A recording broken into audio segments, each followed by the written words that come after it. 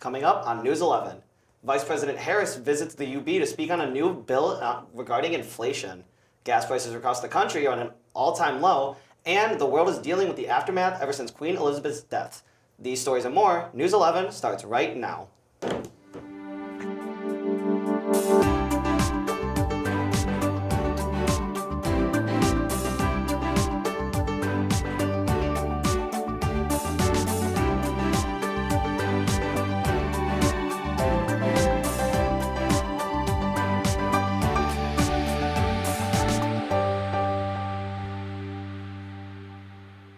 Good evening, welcome to News 11. I'm Topher Elkins. And I'm Chloe Kowalik. Chloe, we are back for the first episode of the year. How are you feeling? I'm feeling really good. I'm really excited. Well, guys, we have a lot of stories to get into, so we're going to jump right into it. Stephen Collison has officially been installed as SUNY Fredonia's 14th president. Because of the COVID-19 pandemic, Collison's investiture has been delayed. But now, with lessened COVID-19 restrictions, the event has finally taken place. The investiture, which occurred last Friday, featured musical performances and welcoming remarks from university and local leaders and government officials. At the ceremony, Collison emphasized his goal of ensuring all students of all backgrounds have the opportunity to succeed here at Fredonia. Many campus and community members look forward to Collison's continued work as SUNY Fredonia's president. Dr. Greg Gibbs, president of the SUNY Fredonia Alumni Association, said, quote, "We appreciate his commitment to fostering mutual respect and civility and celebrating diversity in every domain of the university," end quote. This past weekend, Fredonia's Festivals Committee put on another year of the Red, White, and Blues Festival. Reporter Andy Velez-Davis was on the scene at Barker Commons to take in the event. Music and wine tasting were just some of the things that were offered at the Red, White, and Blues Festival in Fredonia this past weekend. So the Red and White Blues Festival celebrates the red and the white wine of the industry around here, the region around here. It's about time for grape season, coupled with blues music throughout the day. The free event kicked off on Friday at 4:30 p.m. at 64 on the Rocks and continued throughout the weekend until Saturday at midnight. The festival featured about 16 musical groups and over 30 businesses from the area. We hope that it creates enough interest that they're successful, because the mission for us is to create that buzz in the downtown area so that people come here, shop, stay, eat, and then go home. That's the whole point. Aside from festival wanting to bring people together, they hope to give exposure to the local artists and businesses in the area, like Woodbury Winery. The winery actually had a little bit of trouble about 5-6 years ago before my best friend took over managing it. And so coming out and doing events like these get our product out there and people interested in it again. The festival coordinators already have their band lineup set up for next year, and they hope to celebrate their 30th anniversary with other big bands in the future. Reporting from Fredonia, New York, Andy Velez-Davis, News 11. For more information on upcoming events and festivals, please visit festivalsfredoniany.org. And while on the topic of music, a new music venue has popped up in Fredonia, and Chloe was there to listen to a song or two.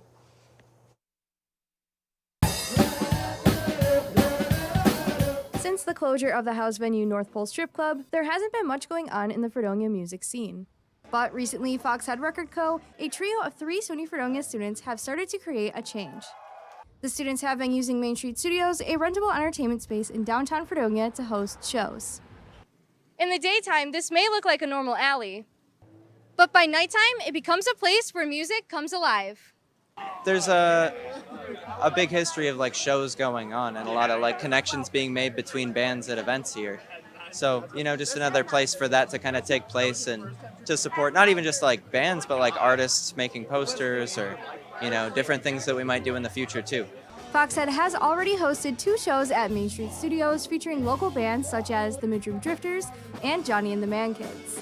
Many SUNY Fredonia students have already made their way to the scene. It's pretty exciting. The audience is very quick to mosh and dance and move around, which I'm very thankful for. For many, college nightlife is coming back. Again, just really fun. Like, everyone's just here to hear good music, and there's live bands performing for not that expensive. So on a night out, it's just a fun thing to do. Foxhead is planning to hold more shows throughout the semester. Reporting from Fredonia, I'm Chloe Kowalik, News 11. For more information on Foxhead Record Co. and upcoming shows, check out their Instagram page at Foxhead Record Co. While art is usually spotlighted in galleries and museums, local artisans are giving us a look behind the scenes into a more intimate space. Will Carr has more with the story.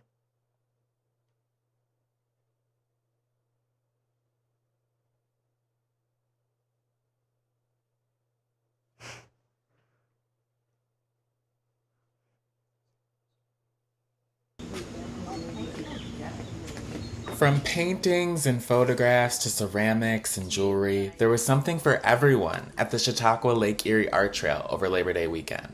The biannual trail is hosted by the North Shore Art Alliance, a collective comprised of regional artists.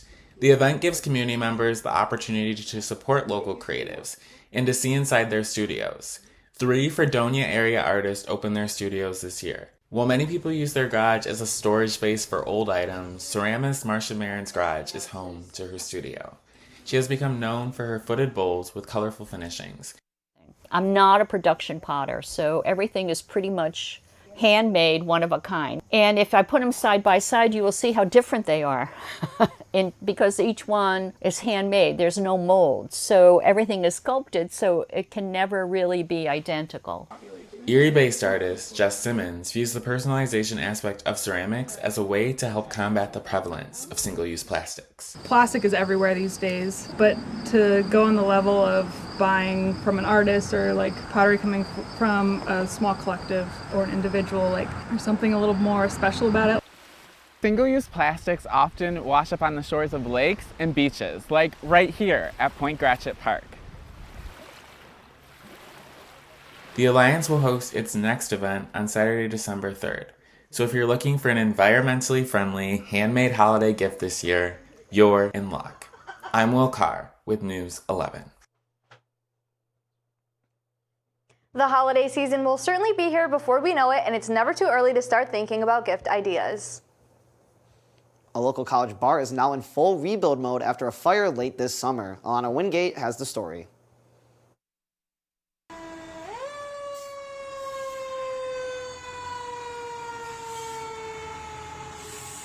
Fredonia's fire department was sent to save the day on a mid-afternoon of August 1st when the local Irish pub Heenan's went up in a blaze. Owner Sean Heenan says the cause was an accident no one saw coming. Well, I was at home and I got a phone call and says your bar is on fire, and at first I thought maybe that was something that was small and contained. But when I got there, they had half of the wall knocked down already with their axes and all to vent it.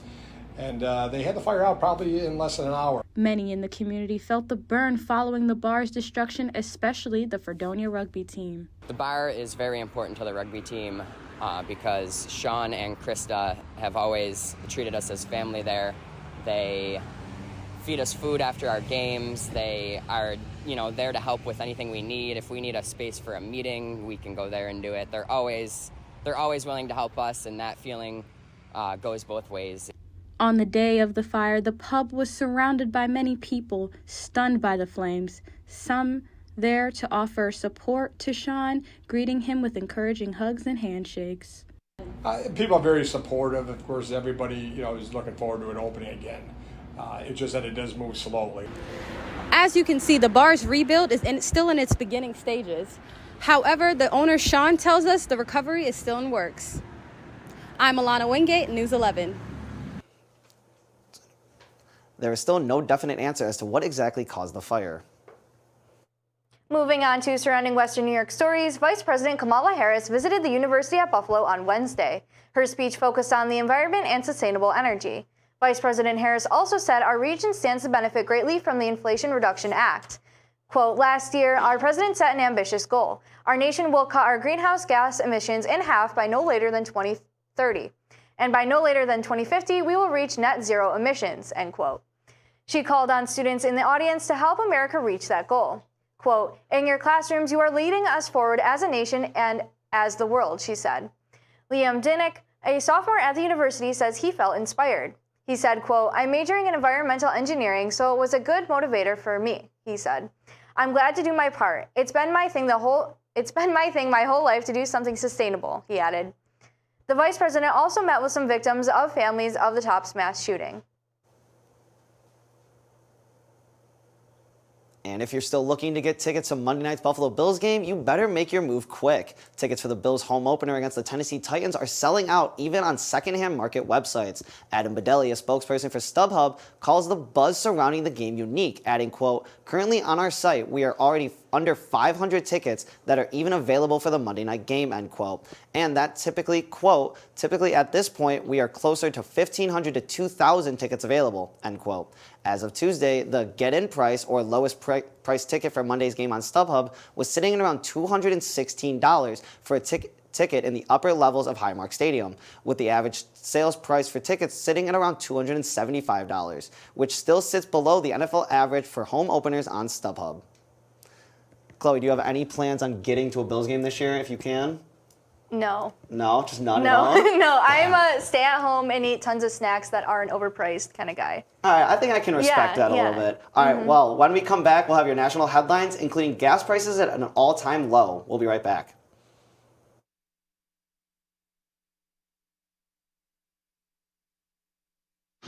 Most party fouls are pretty dumb. But if you decide to drink and drive underage, you could lose your license and your freedom. Underage drinking and driving, the ultimate party foul.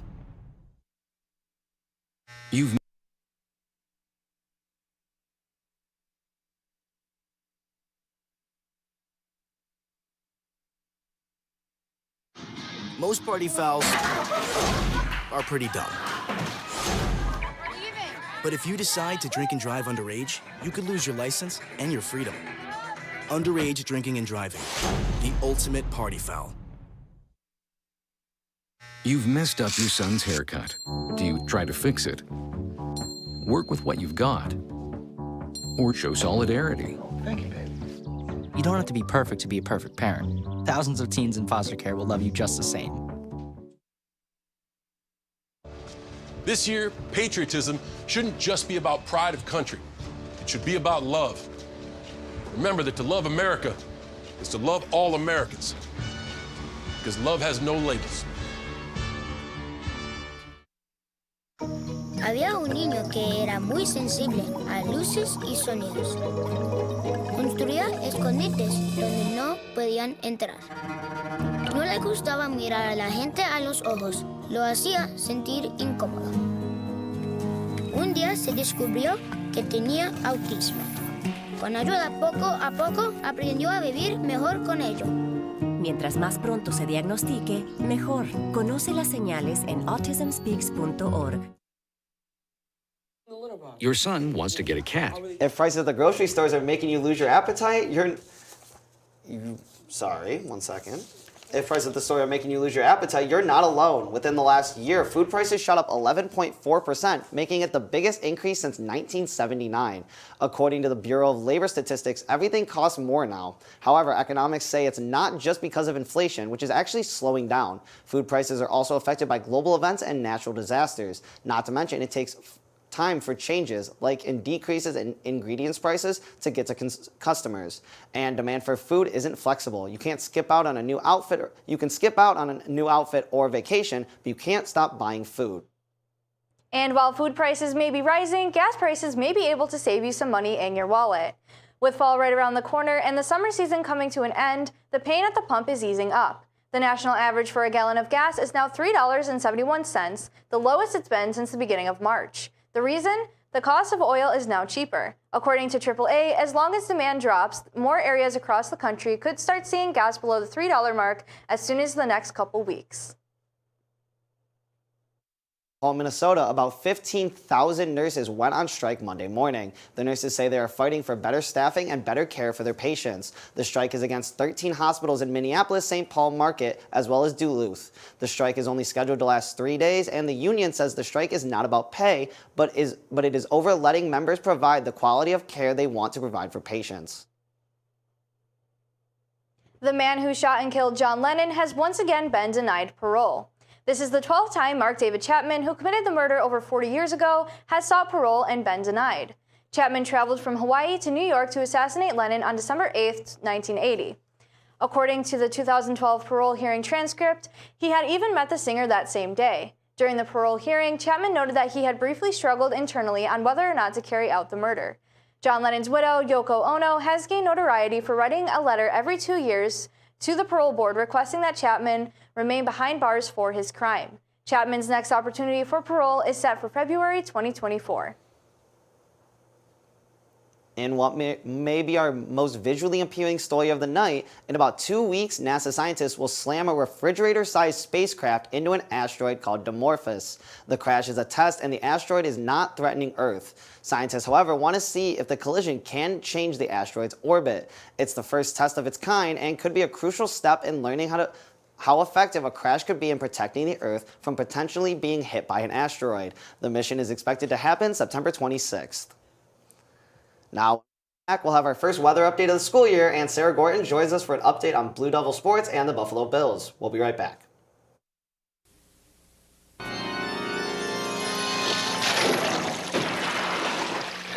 Different kinds of pipes that freeze for different reasons. To protect yours, wrap insulation around exposed pipes. If a hard freeze is forecast, open the doors under sinks and let the hot and cold faucets trickle overnight. Leave the heat on if you're leaving town. Following these steps can get you through cold weather on a high note.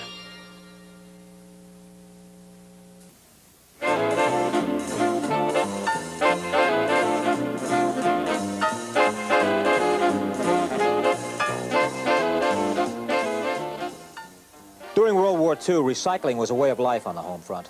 Rubber, tin cans, cooking grease, paper, scrap iron. Those and many more items were recycled for the war effort. It was a time of crisis. The nation desperately needed new sources of raw materials. Millions of Americans were united in a common cause. Today we face a crisis no less real, but of another sort. A solid waste crisis that can no longer be ignored. We are simply running out of places to put our garbage. With your help, we can meet this new challenge as well. Source separation and recycling will save valuable space in our landfills and help protect our drinking water and the air we breathe. Together, we Americans can win the war against waste. Start recycling today. And for the first time this semester, Sarah Gorton joins the show to give us a sports update that I'm sure she's excited to get into. Take it away, Sarah. All right, well, first things first, the Blue Devil Classic tournament took place this past weekend with the men's and women's soccer teams taking on opponents from Houghton, Mount St. Mary College, Ithaca, Oswego, and Utica. The men lost to Mount St. Mary's 1-0, but defeated Houghton 2-1, landing the team in second place for the tournament. From this, 3 members from the team, William Richardson, Caleb Stewart, and Cameron Walsh, were all selected for the all-tournament roster. The women played Utica first, winning with a final score of 3-2, and followed it up with a 2-2 tie against Ithaca.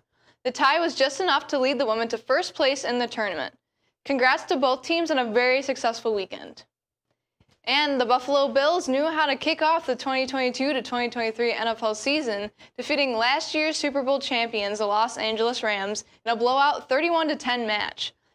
Josh Allen proved early why he was a favorite for MVP this year, throwing for 297 yards, 3 touchdowns, and leading the rushing stats for the night, with 56 yards and 1 rushing touchdown.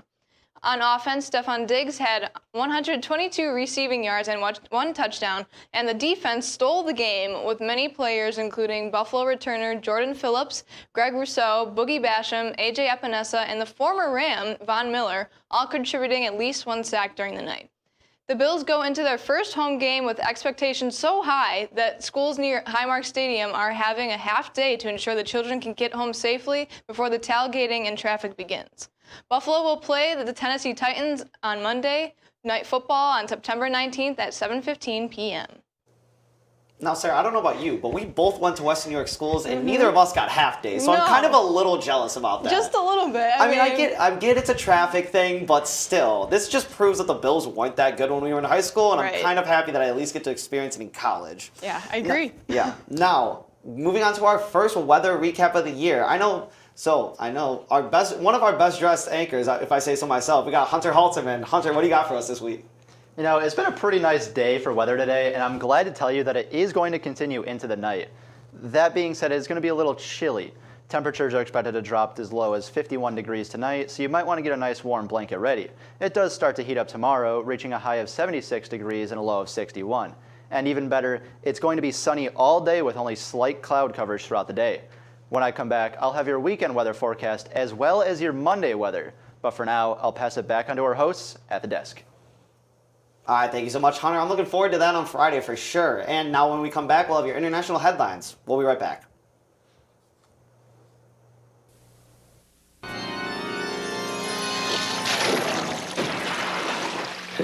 Different kinds of pipes that freeze for different reasons. To protect yours, wrap insulation around exposed pipes.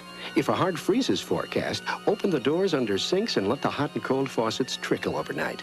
Leave the heat on if you're leaving town. Following these steps can get you through cold weather on a high note.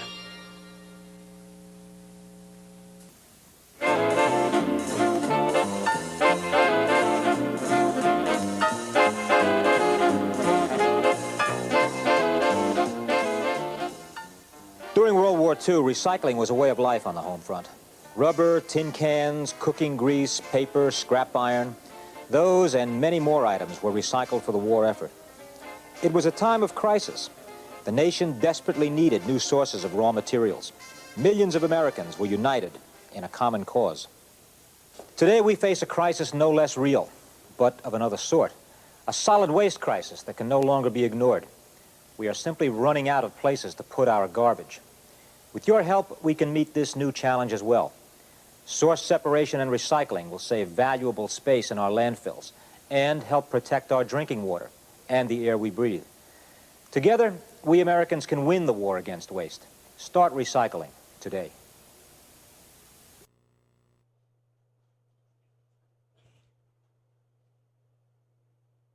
Last week on September 8th, Her Royal Majesty the Queen of England passed away.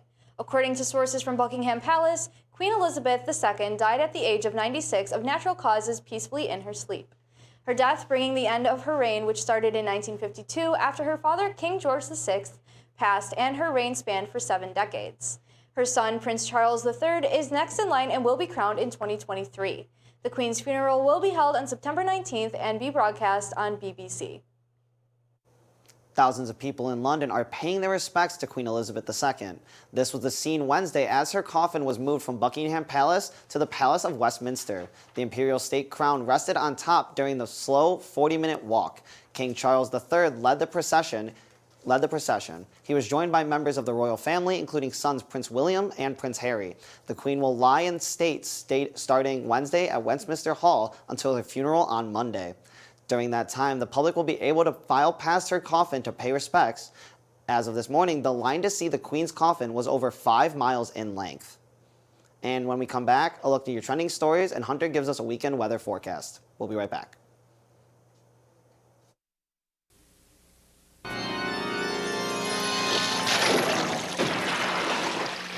Different kinds of pipes that freeze for different reasons. To protect yours, wrap insulation around exposed pipes. If a hard freeze is forecast, open the doors under sinks and let the hot and cold faucets trickle overnight. Leave the heat on if you're leaving town. Following these steps can get you through cold weather on a high note. Monday night was television's biggest night, the 74th Primetime Emmy Awards. As usual, there were some expected winners, a few surprises, and more than one feel-good moment.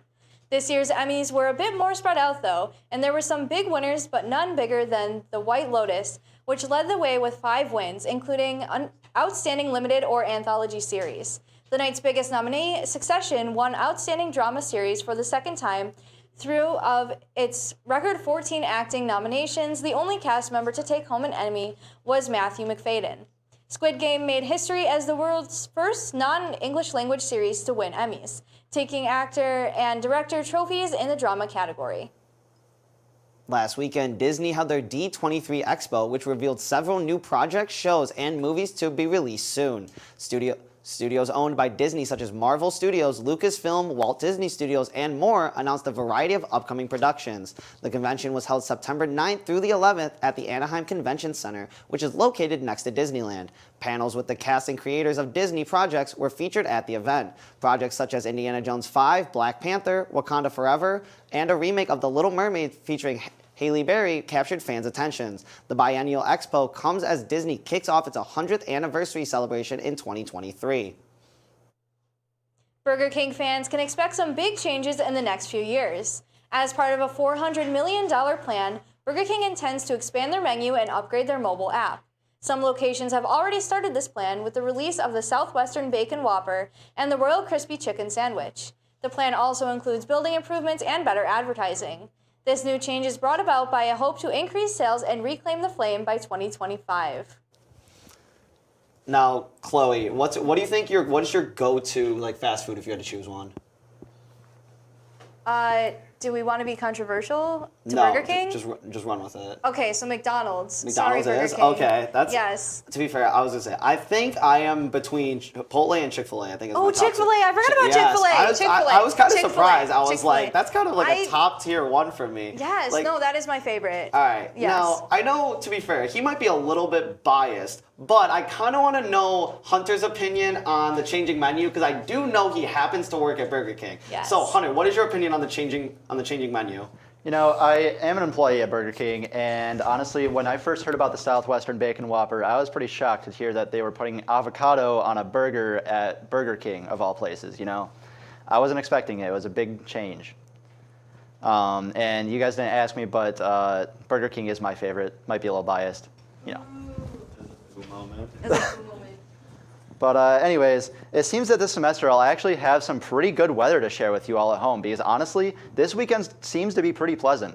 On Saturday, you can expect our temperatures will reach a high of 80 degrees with a slight breeze of about 14 miles an hour. This continues into Saturday night and Sunday morning, only reaching a low of 68 degrees. Sunday afternoon will heat up to a high of 78 degrees with a slightly faster breeze of about 27 miles an hour. Sunday night might bring in some light showers, but you shouldn't expect much. And finally, Monday will continue our nice weekend temperatures with a nice middle ground of about 74 degrees. That being said, you should expect some rain in the afternoon and into the night. This has been your weekly weather forecast, so once again, take it away, Anchor Desk. All right, thank you so much, Hunter. Hopefully, that's actually probably one of the better weather forecasts you've given because normally when you're on, it's kind of a little bit depressing on the weather aspect of it. And with that, that officially ends our first newscast of the semester. Thank you so much to all of our behind-the-scenes crew. And of course, thank you to everybody watching at home. We'll be back next week. Have a great night.